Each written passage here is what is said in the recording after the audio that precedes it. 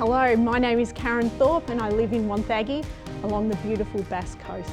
So the history of Wonthaggi is that we used to be a state coal mine with a rail track going from Wonthaggi to Melbourne. And since the coal mine closing down, those trails have become walking tracks which people use for cycling and walking and horse riding.